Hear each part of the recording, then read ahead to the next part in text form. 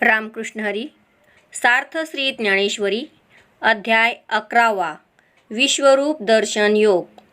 भाग 10. अदृष्टपूर्वं ऋषितोऽस्मि दृष्ट्वा भयेन च प्रव्यथितं मनो मे तदेव मे दर्शय देवरूपं प्रसीद देवेश जगन्निवास. देवा, मी पूर्वी कधीही न पाहिलेले तुझे विशाल विश्वरूप पाहून हर्षित झालो आहे आणि त्याचबरोबर माझे मनही भीतीने अतिशय व्याकुळ झाले आहे. याकरिता देवा, ते पूर्वीचेच रूप दाखव. हे देवेशा, जगन्निवासा, माझ्यावर प्रसन्न हो. तरी देवेसी सलगी केली, जे विश्वरूपाची आळी घेतली, ते माय बापे पुरविली स्नेहाळाचेनी. सुरतरूची झाडे आंगणी लावावी कोडे, देयावे कामधेनूचे पाडे खेळावया. मिया नक्षत्री डाव पाडावा, चंद्रचेंडूवा लागी आणावा. हा छंदू सिद्धीने लागवा, माऊली येतुवा. जिया अमृतलेशा लागी सायास, तयाचा पाऊस केला 4 मास. पृथ्वी वाहून चासे चास, चिंतामणी पेरिले. ऐसा कृतकृत्य केलो स्वामी, बहुवे लळा पाळिला तुम्ही. दाविले जे परब्रह्मी, नायकी जे कानी. मा देखावयाची केवती गोठी, जयाची उपनिषदा नाही भेटी. ते जिव्हारीची गाठी, मज लागी सोडिली. जी कल्पादी लागोनी, आजीची घडी धरुनी. माझी जे तुली होऊनी, गेली जन्मे. तया आघवियांची आतू, घर डोळी घेऊनी असे पाहतू. परी ही देखिली ऐकिली मातू, आतुडेची ना. बुद्धीचे जाणणे, काही न वचेची याचेनी आंगणे. हे साधही अंतकरणे करवेची ना. तेथ डोळ्या देखी होवावी, ही गोठीची काय सया करावी. किंबहुना पूर्वी दृष्ट ना श्रुत, ते हे विश्वरूप आपुले. तुम्ही मज डोळा दाविले, तरी माझे मन झाले दृष्ट देवा. परी आता ऐसी चाड जीवी, जे तुझसी गोठी करावी. जवळी कहे भोगावी आलिंगायासी. ते याची रूपी करू म्हणिजे, तरी कोणे एके मुखेसी चावळिजे. आणि कवना खेव देईजे, तुझ लेख नाही. म्हणून वारिया सवे धावणे, न ठके गगना खेव देणे. जल केली खेळणे, समुद्री केवते. या लागी जी देवा, येथीचे भय उपजतसे जीवा. म्हणून ये तुला लळा पाळावा, जे पुरे हे आता. पै चराचर विनोदे पाहिजे, मग तेने सुखे घरी राहिजे. तैसे चतुर्भुज रूप तुझे, तो विसावा आम्हा. आम्ही योग जात अभ्यासावे, तेने याची अनुभवा यावे. शास्त्रांते आलोडावे, परी सिद्धांतू तो हाची. आम्ही यजने की जती सकळे, परी तिये फळावी येणेची फळे. तीर्थे हो तू सकळे याची लागी, आणि कही काही जे जे. दान पुण्य आम्ही कीजे, तया फळी फळ तुझे चतुर्भुज रूप. ऐसी तेथीची जीवा आवडी, म्हणून तेची देखावया लवड सवडी. वर्तत असे ते सांकडी, फेडीजे वेगी. अगाजीवीचे जाणते या, सकळ विश्व विसविते या. प्रसन्न होई पूजितया, देवांची या देवा. विश्वरूप दाखविण्याविषयी मी हट्ट धरला.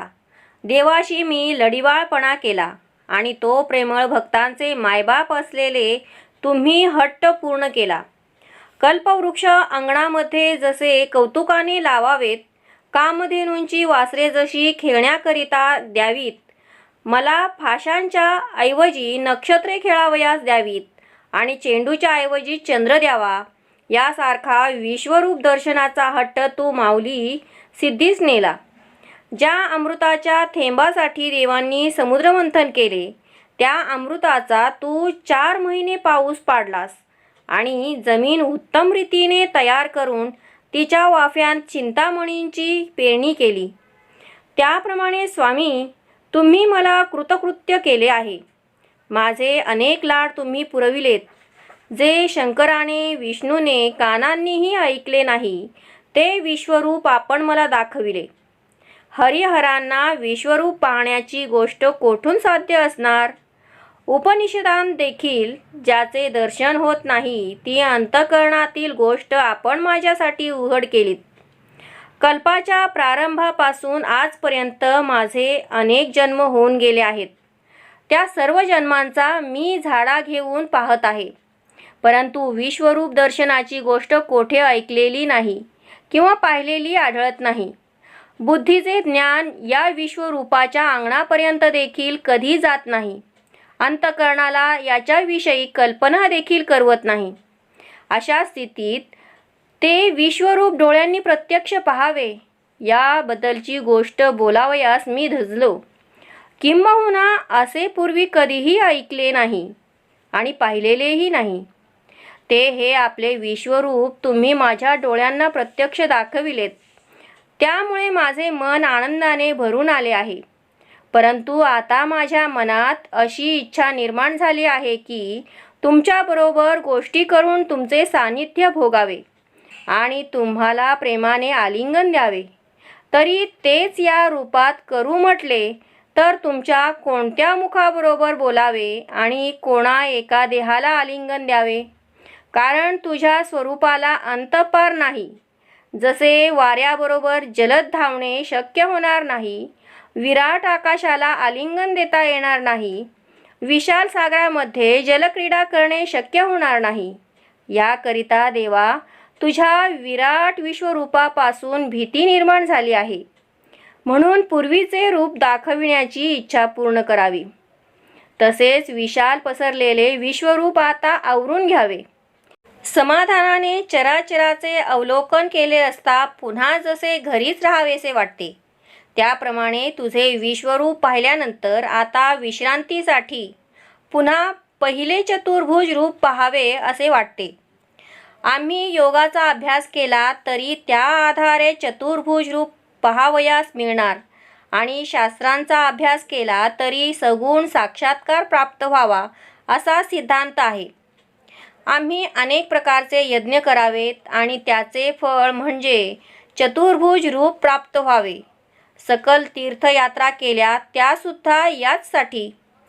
आणि आम्ही जी जी काही दान इत्यादी पुण्यकर्मे केली आहेत त्यांच्या फळामध्ये तुझे चतुर्भुज रूप दर्शन हेच मुख्य फळ होय. एवढी त्या रूपाविषयी माझ्या जीवाला आवड आहे आणि तेच पाहण्यासाठी त्वरा झाली आहे. तरी माझी आंतरिक तळमळ आपण लवकर दूर करावी. अंतःकरणातील सर्व गोष्टी जाणणाऱ्या देवा, संपूर्ण विश्वाला वसविणाऱ्या देवाधिदेवा, मला लवकर प्रसन्न व्हावे. किरीटिनं गदिनं चक्रहस्त मिच्छामि त्वां द्रष्टुमहं तथैव. तेनैव रूपेण चतुर्भुजेन सहस्रबाहो भव विश्वमूर्ते. मी आपणास मुकुट धारण केलेले आणि हातात गदा व चक्र घेतलेले असे पाहू इच्छितो. म्हणून विश्वरूप देवा सहस्रबाहो, त्याच चतुर्भुज रूपाने आपण प्रकट व्हावे. कैसे नीलोत्पला ते रावित, आकाशाही रंगू लावित, तेजाची ओज दावित इंद्रनीळा. जैसा परिमळ जाहला मरगजा, का आनंदासी निघाली या भुजा. ज्याचे जानुवरी मकरध्वजा, जोडली बरव. मस्तकी मुकुटा ते ठेविले, की मुकुटा मुकुटा मस्तक झाले. शृंगारालेने लाधले अंगाचे निजया. इंद्रधनुष्याची आडणी, माझी मेघ गगन रंगणी. तैसे आवरिले शारंग पाणी वैजयंतिया. आता कवणी ते उदार गदा, असुरा देत कैवल्य पदा. कैसे चक्रहन गोविंदा सौम्य तेजे मिरवे किंबहुना स्वामी ते देखावया उत्कंठित पामी म्हणून आता तुम्ही तैसया होवावे हे विश्वरूपाचे सोहळे भोगोनी निवाले जी डोळे आता होता ती आधले कृष्णमूर्ती लागी ते साकार कृष्णरूपडे वाचुनी पाहो नावडे ते न देखता थोडे मानिता ती हे आम्हा भोग मोक्षाची ठाई श्रीमूर्ती वाचुनी नाही म्हणून तैसाची साकारू होई हे सावरी आता. देवा, तुझे अंगकांतीचे किती वर्णन करावे. तुझे रूप नीलकमलाला रंगविणारे, आकाशाला निळा रंग लावणारे, इंद्रनील रत्नाला नीलवर्णाचे तेज दाखविणारे आहे. ज्याप्रमाणे पाचू नावाच्या रत्नाला सुगंध सुटावा किंवा आनंदाला हात फुटावेत, त्याचप्रमाणे प्रभूच्या मांडीवर खेळल्यामुळे मदनाला शोभा प्राप्त झाली. प्रभूने आपल्या मस्तकावर धारण केलेल्या मुकुटास मस्तकाच्या सौंदर्याने अधिकच शोभा प्राप्त झाली आहे.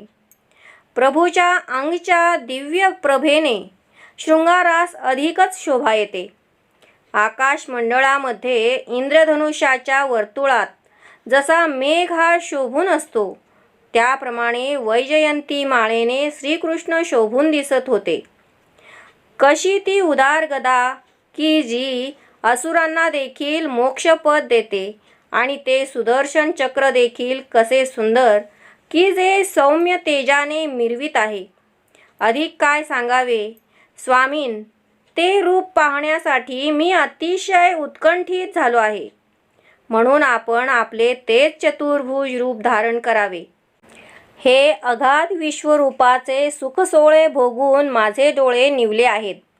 आता श्रीकृष्णमूर्ती पाहण्याविषयी मी अतिशय उत्सुक झालो आहे. त्या सगुणाकार नयनरम्य साकार श्रीकृष्ण रूपा वाचून दुसरे काही पाहणे माझ्या डोळ्यांना आवडत नाही. ते जर पाहता आले नाही तर माझे डोळे इतर सर्व रूपांना क्षुद्र मानतात. आम्हाला भोग किंवा मोक्षाच्या ठिकाणी श्रीकृष्ण मूर्ती वाचून दुसरे काही आवडत नाही. म्हणून पूर्वीसारखा साकार हो आणि आता हा विश्वरूपाचा पसारा आवर. श्री भगवान उवाच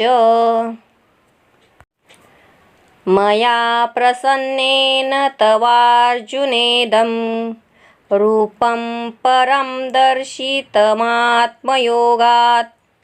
तेजोमयं विश्वमनन्तमाद्यं यन्मे त्वदन्येन न दृष्टपूर्वम्. भगवान म्हणाले, हे अर्जुना, मी प्रसन्न होऊन अनुग्रहपूर्वक आपल्या योगशक्तीने जे हे माझे दिव्य तेजोमय सर्वांचे आदी सीमारहित असे विराट रूप तुला दाखविले. हे तुझ्याशिवाय दुसऱ्या कोणीही पूर्वी पाहिलेले नाही. या अर्जुनाची या बोला विश्वरूपा विस्मयो जाहला म्हणे ऐसा नाही देखिला दसाळ कोणी. कोण हे वस्तू पावला आहासी तया लाभाचा तो शू न घेसी. मा भेणे काय नेणो बोलसी हे काढू ऐसा. आम्ही सावियाची जै प्रसन्न होणे तै आंगची वरी म्हणे देणे. वाचोनी जीव असे वेचणे कवणासी गा. ते हे तुझे चाडे आजी जीवाचे ची दळवाडे. कामऊनिया एवढे रचिले ध्यान. ऐसी काय नेणो तुझे आवडी. जाहली प्रसन्नता आमुची वेडी. म्हणोनी गौप्याची ही गुढी उभविली जगी. ते हे अपरा अपार स्वरूप माझे परात्पर. येथुनी ते अवतार कृष्णाधिक. हे ज्ञान तेजाचे निखळ विश्वात्मक केवळ. अनंत हे अढळ आद्य सकळा. हे तुझ वाचोनी अर्जुना पूर्वी श्रुत दृष्ट नाही याना. जे जोगे नव्हे साधना म्हणोनिया. हे अर्जुनाचे बोलणे ऐकून विश्वरूप भगवंताला अतिशय आश्चर्य वाटले. ते म्हणाले, अर्जुनासारखा अशा प्रकारचा अविचारी दुसरा कोणी मी आजवर पाहिला नाही. अरे, तुला हा लाभ झाला असता तिच्या प्राप्तीचा आनंद मानत नाहीस. उलट भीतीने हेकेखोरासारखे काय बोलतोस हे कळत नाही. आम्ही एखाद्या भक्तावर प्रसन्न झालो तर बाह्यात्कारीच प्रसन्न होत असतो, परंतु याच्याशिवाय कोणाकरता जीव खर्ची घालणे शक्य आहे का? आज तुझ्यासाठी जीवांचे समुदाय एकत्र करून हे एवढे विश्वरूप मूर्तीचे विशाल रूप तयार केले आहे. तुझ्या प्रेमभक्तीने माझे मन कसे वेडावलेले आहे हे कळत नाही. म्हणून हे विश्वरूप इतके दिवस गुप्त ठेवून आज त्याची ध्वजाच जगी उभारली आहे. ते हे माझे सर्व मायेपलीकडील स्वरूप सर्व अमर्याद वस्तूंपेक्षाही अतिशय अमर्यादित आहे आणि येथूनच श्रीकृष्णादी अवतार झाले आहेत. ते हे विश्वरूप केवळ ज्ञानरूपी तेजाचे बनले आहे. संपूर्ण विश्वाला व्यापणाऱ्या या स्वरूपाला कधी अंत नाही. ते स्वरूपापासून कधी ढळत नाही. ते सर्वांचे मूळ आहे. हे अर्जुना, तुझ्या वाचून पूर्वी दुसऱ्या कोणी पाहिले नाही आणि ऐकले नाही, कारण हे कोणत्याही साधनांनी प्राप्त होण्यासारखे नाही. न वेदयज्ञाध्ययनैर्न दानैर्न च क्रियाभिर्न तपोभिरुग्रै एवं रूपशक्य अहं नृलोके द्रष्टुं त्वदन्येन कुरु प्रवीर. अर्जुना, वेदांनी, यज्ञाने, अध्ययनाने, दानाने, लौकिक कर्माने, उग्र तपश्चर्येने अशा कोणत्याही साधनेने या मनुष्यलोकात तुझ्याशिवाय दुसऱ्या कोणाकडूनही पाहिले जाणे शक्य नाही. यांची सोय पातले आणि वेदी मौनची घेतले. यज्ञ की मागवते आले स्वर्गौनिया, साधकी देखिला आया तू म्हणून वाळीला योगाभ्यासू, आणि अध्ययने सौरसू नाही येथ. सिगेची सत्कर्मे धाविन्नली स्वसंभ्रमे, तीही बहुतेकी श्रमे सत्यलोकू ठाकिला. तपी ऐश्वर्य देखिले आणि उग्रपण उभयांची सांडिले. एवं तपसाधना जे ठेले अपारांतरे, ते हे तुवा अनायासे विश्वरूप देखिले जैसे. ये मनुष्यलोकी तैसे न फावेची कवणा, आजी ध्यान संपत्ती लागी तुची एकू आथिला जगी. हे परमभाग्यांगी विरंची नाही. याच्या मार्गापर्यंत आले आणि हा अप्रमेय आहे असे जाणून वेदांनी देखील मौन धारण केले. यज्ञ तर स्वर्गापासून परत आले. साधक आणि अभ्यासाद्वारे विश्वरूप पाहण्याचे अति कष्ट पाहिले, म्हणून त्यांनी योगाभ्यास दूर केला आणि अध्ययन करणाऱ्यासही या विश्वरूपापर्यंत येणे सुलभ नाही. शेवटची मर्यादा गाठलेली सत्कर्मे अतिशय उत्कंठतेने विश्वरूपाच्या प्राप्तीसाठी धावली, पण त्या बहुतेकांनी मोठ्या कष्टाने सत्यलोक म्हणजे स्वर्ग गाठला. तप करणाऱ्यांनी विश्वरूपाचे ऐश्वर्य पाहिले आणि आपला उग्रपणा उभ्या उभ्याच टाकून दिला. याप्रमाणे तपादी साधनांपासून जे अमर्याद अशा अंतरावर राहिले आहे, ते हे विश्वरूप तू अनायासे जसे पाहिलेस तसे या मनुष्यलोकामध्ये कोणत्याही प्रकारच्या साधनांनी पाहावयास सापडणार नाही. आज या विश्वरूप ध्यान संपत्ती करता फक्त तूच एक भाग्याने संपन्न आहेस. असे हे परमश्रेष्ठ भाग्य ब्रह्मदेवाच्याही अंगी नाही. माते व्यथा माच विमूढ भावो, दृष्ट्वा रूपं घोरमिदृङ्गमेदं, व्यपेतभिप्रीतमना पुनस्त्वं, तदेव मे रूपमिदं प्रपश्य.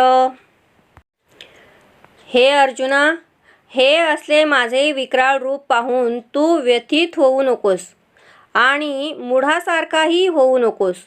भीती सोडून प्रेमयुक्त मनाने तू माझे हे शंखचक्र पद्मधारी चतुर्भुज रूप पुन्हा पहा.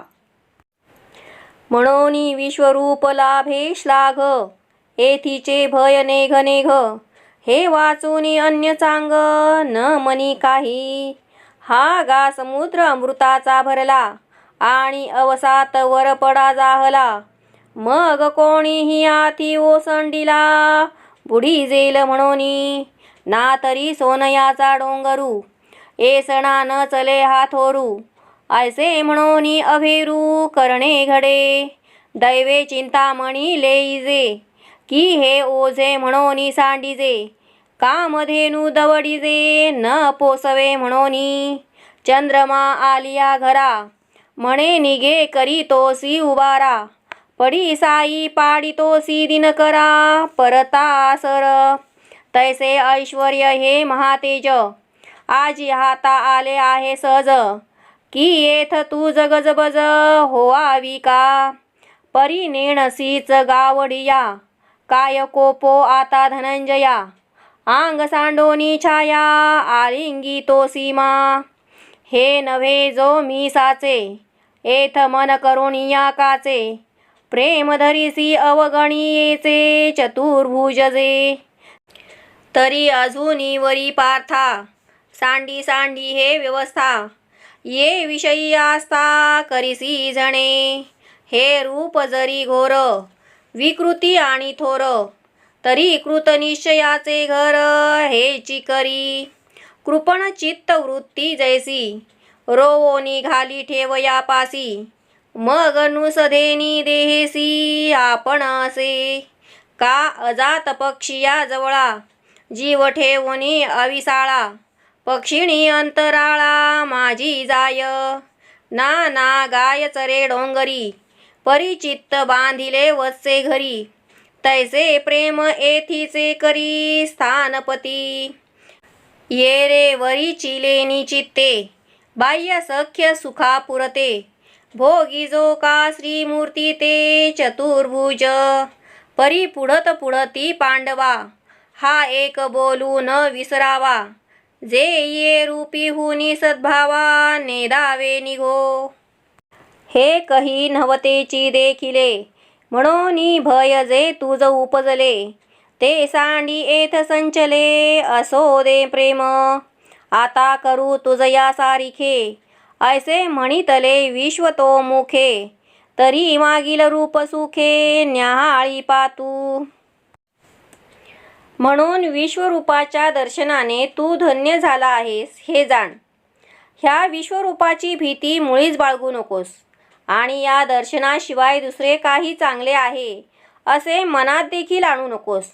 अरे अमृताचा सागर भरलेला आहे आणि कोणी एकाला तो अकस्मात स्नान करण्याकरिता प्राप्त झाला तर मग या अमृताच्या सागरात आपण बुडून जाऊ असे म्हणून कोणी त्याचा त्याग करील काय. अथवा सोन्याचा भला मोठा डोंगर दिसल्यानंतर एवढा मोठा डोंगर कसा नेता येईल असे म्हणून तो कोणी सोडून जाईल काय. दैवयोगाने चिंतामणी प्राप्त झाल्यावर तो गळ्यात घातला तर ते ओझे होईल म्हणून कोणी टाकून देईल काय. तसेच कामधेनू मिळाली असता तिला आपल्याला पोसवत नाही म्हणून कोणी तिला घालवून देईल काय. चांदणे शिंपीत चंद्र घरी आला असता त्या योगे उष्मा होतो. अरे म्हणून त्याला कोणी घराच्या बाहेर हो असे म्हणेल का. अथवा तू सावली पाडतोस म्हणून पलीकडे जा असे सूर्याला कोणी म्हणेल का. याप्रमाणे विश्वरूपाच्या महातेजाचे ऐश्वर्य तुझ्या हाती सहज आले असता तुझा जीव असा कासावीस का बरे व्हावा. अर्जुना तू तर अज्ञानी दिसतोस. तुझ्यावर रागवून तरी काय करावयाचे. अंगाला आलिंगन न देता तू त्याच्या छायेला आलिंगन देत आहेस. तू आपले मन अस्थिर केले आहेस आणि साकार चतुर्भुजावर प्रेम करतोस. परंतु माझे ते खरे रूप नाही. म्हणून हे अर्जुना अजून तरी चतुर्भुज रूपाची आस्था सोडून दे आणि माझ्या विश्वरूपाची अनास्था करू नकोस. हे विश्वरूप जरी भयानक आणि विशाल असले तरी चतुर्भुज रूपापेक्षा अधिक खरे आहे, असा तू पक्का निश्चय कर.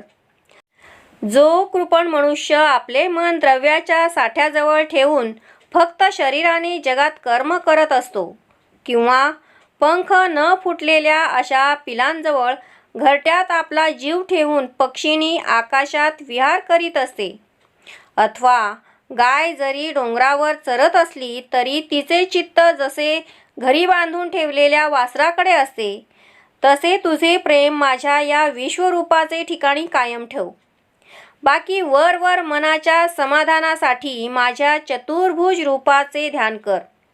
परंतु अर्जुना, पुन्हा पुन्हा माझे हे एकच म्हणणे विसरू नकोस, ते हे की आपल्या सतश्रद्धेला कधी आपल्या चित्ताबाहेर निघू देऊ नकोस.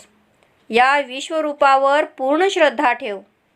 हे विश्वरूप तू कधी पाहिले नव्हतेस, म्हणून तुला जे भय उत्पन्न झाले आहे त्याचा त्याग कर आणि यावर अखंड प्रेम कर.